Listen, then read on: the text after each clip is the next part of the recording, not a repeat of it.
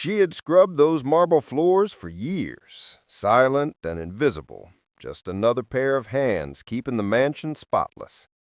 But that morning, as sunlight touched a long-forgotten portrait on the wall, her breath caught.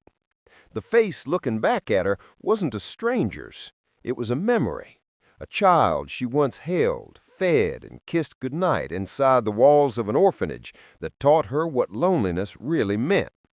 Now his image hung in gold, framed by the wealth of those who'd never known her name. How had he ended up here? And why was her heart suddenly breaking all over again? For 17 years, Clara had lived in the background of other people's stories. Every dawn found her on the same gravel path leading up the hill, past the iron gates of the Crawford mansion, her cleaning apron folded neatly under one arm. Inside, her days were spent polishing chandeliers, dusting portraits of stern-faced ancestors, and ensuring each hallway gleamed like nothing imperfect had ever touched it. She was good at her job, quiet, precise, invisible. But sometimes, when her eyes landed on the faces inside those gilded frames, she wondered how many lives had been built on the ruins of someone else's hope. That morning started no differently, the same routine, the same silence echoing through the marble halls. Yet something about the air felt heavier, almost waiting.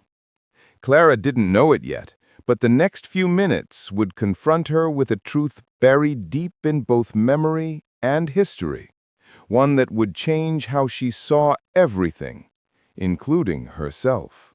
Clara moved room to room, humming softly to fill the silence. The winter light slanted through tall windows, falling in golden stripes across the polished floor.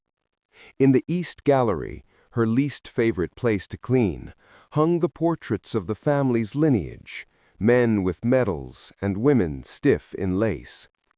She dusted them methodically, never daring to look too long. But today, her hand paused mid-air. A new portrait glimmered among the old, a young boy in fine clothes, seated under a willow tree, his eyes bright and familiar. Clara's heart thudded once, hard, then again. The duster slipped from her grasp. She took a step closer, breath trembling. She knew that face, every curve, every freckle, even the small scar near his chin. It couldn't be. Not him. But the closer she leaned, the surer she became. That boy was Daniel, the quiet, curious child she'd cared for in the orphanage 15 years ago. The one who used to sneak her wildflowers and say she was his real mama.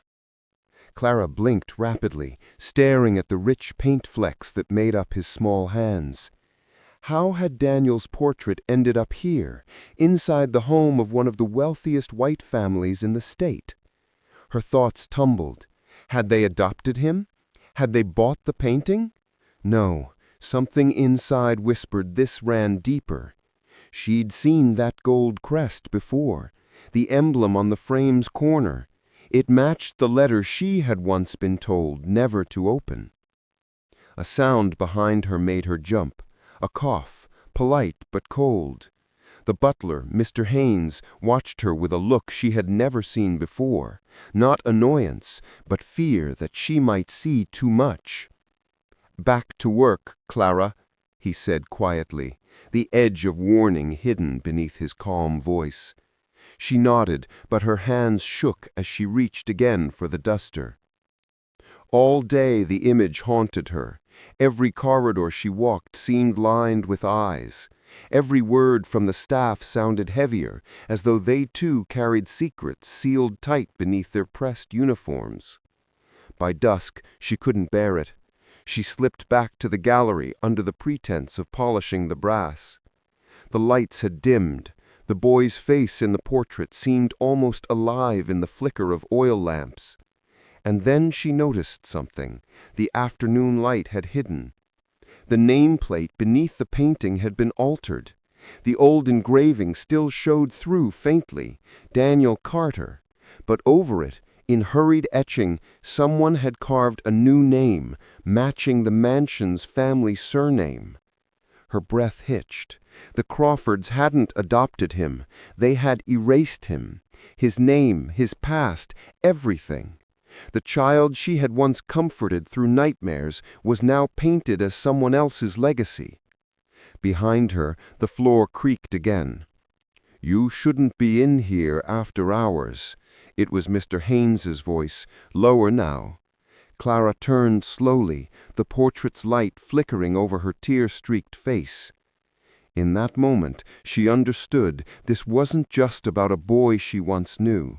It was about history repeating itself, reclaiming what was never meant to be hidden. And when the butler reached to close the gallery door behind her, she knew the truth was far more dangerous than she'd ever imagined. The moment the butler stepped closer, Clara felt a chill that had nothing to do with the cold marble floor. His eyes flicked to the portrait, then back to her, silently pleading for silence. But Clara's voice, shaking, desperate, broke the stillness anyway. "That boy," she breathed. "He's alive. He was mine to protect."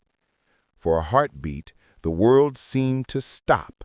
Then the sound of footsteps filled the hall, heavy, certain. Mr. Crawford himself entered, his silver cane tapping sharply against the stone. "Is there a problem here?" he asked, his tone too smooth for the tension vibrating in the room. The butler hesitated, but Clara stood straight, her hands trembling at her sides. "There's something wrong with that painting," she said. "That child is Daniel Carter. His portrait doesn't belong here." Mr. Crawford's smile was thin, practiced.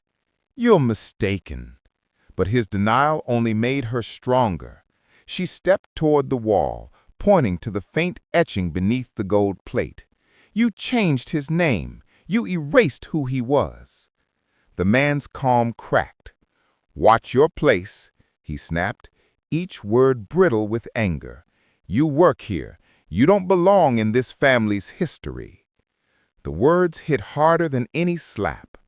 Clara's chest tightened, and the years of silence, deference, and swallowed pride burned at once in her throat.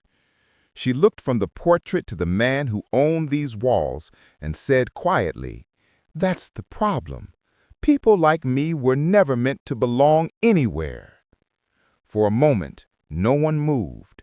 Then the handle of the door jangled. Other servants had gathered, drawn by the noise.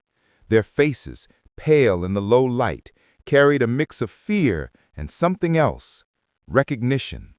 The truth had escaped its frame. Crawford turned, barking orders for everyone to return to work.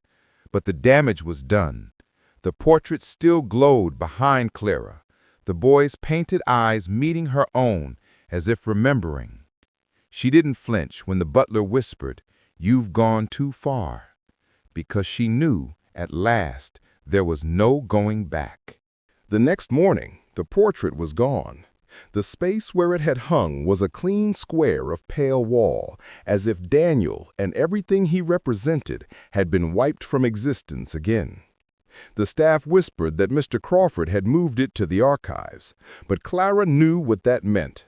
Buried, unseen, forgotten. Still, something had changed. The silence that had ruled those halls for decades cracked open that night. Every servant had heard the exchange. Every one of them had seen her stand her ground. Clara didn't keep her job for long. 2 weeks later, she left the mansion with nothing but her apron, and the fading image of that boy's smile burned into memory. Yet for the first time in years, she didn't feel invisible. Word spread quietly about the maid who refused to stay silent, about the truth behind a name that power tried to erase. And soon, that truth took on a life of its own. In church basements, in neighborhood schools, and whispers across back alleys, people began retelling the story. How history could be stolen, painted over, renamed. and how ordinary hands could still uncover it. Clara had lost her position, but she had reclaimed her voice. And sometimes that's where justice begins. Because racism doesn't always roar. Sometimes it hides behind gold frames and polite smiles, rewriting the past while pretending nothing happened. But every time someone dares to uncover a hidden name or speak a silenced truth, another crack runs through the facade. So the question remains, not just for Clara, not just for Daniel, but for all of us.